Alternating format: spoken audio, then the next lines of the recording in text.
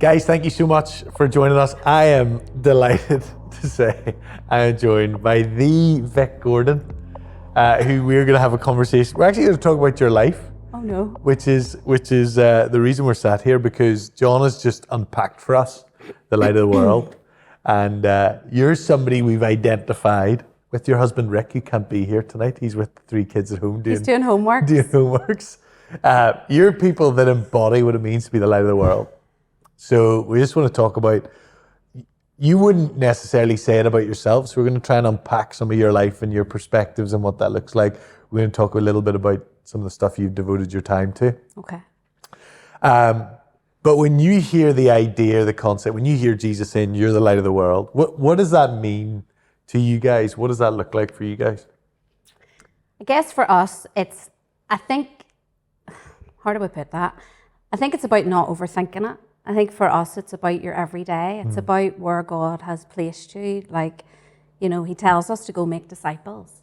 Go as an active. It's not just sit there. It's like we need to go, we need to get out there. When you look at Jesus and what Jesus did when he was on earth, he didn't just sit in one place. Right. He was about the business and he was out there. So I guess for us, it's just about being that light wherever he's called you to be. So whether that is the school run, running about in your Crocs in the morning, taking the kids to school, whatever that looks like. But what does that look like in the Crocs? That's really what it looks like. So basically, for me, it's where God has called you to. So I have 3 beautiful kids, and I spend probably 90% of my time, like most mums, in the car doing school runs. So it's simple things for me. It's like seeing people that are in front of you. I think it's very easy in today's society to be so busy that we actually miss people because we're so busy going from one thing to the next. And actually it's looking at the mum that's coming up the hill that looks a little bit frazzled, and even simply just saying, hey girl, you've got this. Right. It's actually just seeing the people that are in front of you and asking God. I'd be quite deliberate, and I know that sounds really super spiritual, but it's not. It's saying, God, where do you need me to be your hands and feet today? And some days I don't feel like it, if I'm being completely honest, because I'm like, I am absolutely done on 50 levels. But actually there are the times whenever you probably see God move in ways that you couldn't even imagine. So yeah. There's a contagiousness to you. Is there? You are hilarious to be around. Stop it. Right?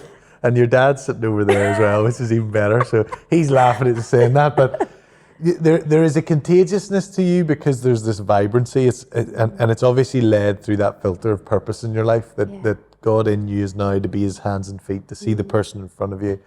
That's very clear. That's why we're chatting today. But this, you following Jesus, has led you to do into certain areas of life where you get the opportunity to bring the light into some tough situations. So what is that you guys are doing and bring us on that journey? So Rick, who's not here. Best looking version of him I've seen. So slim now. Rick, I shouldn't say that, that's terrible. So Rick and I volunteer for Youth for Christ for the Blue Houses. So Right. I don't know if you're familiar with the Blue Houses, but basically it is in the middle of Benview Estate. So the best way of describing it's in Ballysillan, but it's at the top of the hill. So that's why when you said to me about this scripture, I was like, oh my days, because this is the scripture that actually is used to describe the Blue Houses. Because the Blue Houses is bang smack in the middle of the housing estate. It sits on a hill and it overlooks, like on a beautiful day, like a Friday morning at Tots, I just open the door and look out and you can just see right over Belfast. It literally is a light on the hill in the community. So Rick and I got involved there because my brother-in-law is the centre manager and my sister is the counsellor up there, but also is in charge of the family and women's work up there. So her and I were very passionate about engaging with the women in the community. And we started a TOTS group a number of years ago. And everything that I've got involved in has really just stemmed from that. And it's really just about creating a space, is that even a word? No, a space. Yeah, you made it up. I like a word that you make up. A space and a place for people to feel safe and just build community. And it's about relationship. It's not, the Blue Houses is not a quick fix. The Blue Houses is for the long haul. We're about developing relationship with people and connecting with people. So Rick is he's been involved in various aspects of it. So he trained during lockdown to do PT. So What a man. I know. So he takes the women through on a Thursday night through a HIP program. And again, it's absolutely brilliant because they're all coming up and just engaging. And it's probably the only fitness class that has food afterwards. But anyway, So good. he's not involved in that aspect of it. But again, it's about cultivating that community and that place for women to be.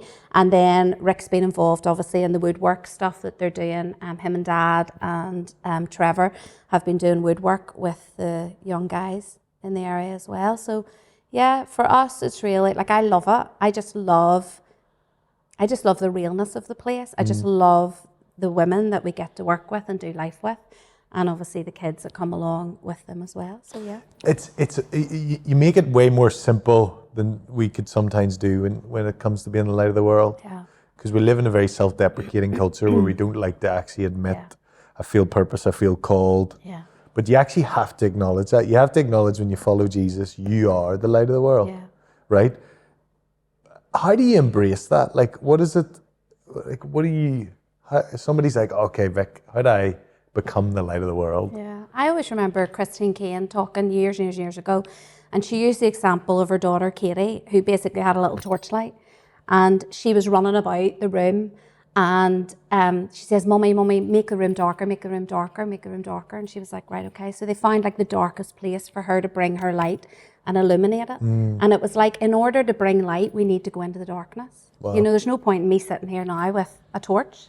You're like, Vic, there's lights all over the place. What are you doing? Wow. Do you know you've lost it? So actually, we need to go into those places and spaces where there is darkness, where people have addictions, where people are maybe in abusive relationships, where people just have got lost. And we are there to bring light. So we don't have all the answers. And I think that's the problem. We kind of feel, oh, we're underqualified. I don't know how to... Listen, a cup of tea is sometimes all that somebody needs, and somebody to listen. And I think, you know, for me, that's what it's about. It's about, don't overthink it. You know, we carry something that actually has the ability to light up a dark space. So how does that outwork in your day? You know, is that over in the chippy when you're getting your pasty bab, talking to somebody? Right. You know, in Tesco's, I know my friends say I talk to everybody, which I probably do, take it after my dad. But, you know, even if you're not that type of person and you are more introverted, you can still be light of the world. Absolutely. You know, there's mums at those school gates who are so lonely and longing for conversation, longing for somebody to say, hey, do you want to go for a coffee? I'm not even going home to do the washing today. Let's just rebel and go. You know, and it's as simple as that. It doesn't have to be this big theological conversation and let me unpack your life. It's about friendship. It's about relationship. You know, that's what Jesus did. Relationship, engaging with community, connecting with people. You know, look at the woman at the well. Do you know, the person that probably most people would not have even wanted to look at, talk to, or engage with. Where was he? Right with her. Do you know, that's what we're called to be. I think that's profound, is to bring your light into the darkness. That actually takes courage. Yeah. And I've seen how moved you become when you talk about the people that you're Yeah. that you're working with in the blue houses. And I know you don't want to talk about their situations and Yeah. things like that, but what happens when you bring your light into darkness? I think it's seeing transformation in other people's lives. And, you know, there's one of the girls in particular, and I did ask her permission to share, you know, a bit of her journey. But, you know, when I look back to the girl that we knew 2 years ago, you know, Sarah Ann, that's my sister, you know, she's been working alongside these women on a daily basis in some sense. But when I look at who she is now, the girl, she's like a linchpin to everything that we do. She's in the thick of it. She's actually unrecognizable. If I showed you this version with this version, and it's a transformation. And it's just looking at that and saying, you know, there's somebody who could barely leave her house, is now literally in the thick of everything that we do. Wow. And is such an important part of what we do, you know. And even just, I think I'd shared with you before, just about, you know, standing one day in Tots, and we were in the kitchen just setting up before we started on Friday morning. And I was like, who's that at the door? And the door opened, and it was one of the girls, and she literally was not in a good way. And she just said, I didn't know where to come. I just needed to feel safe. Wow. And I knew this is where I needed to be. And it's like, that's what it is. You know, if that's all that we do up in Ballysillan, then I'm all for it.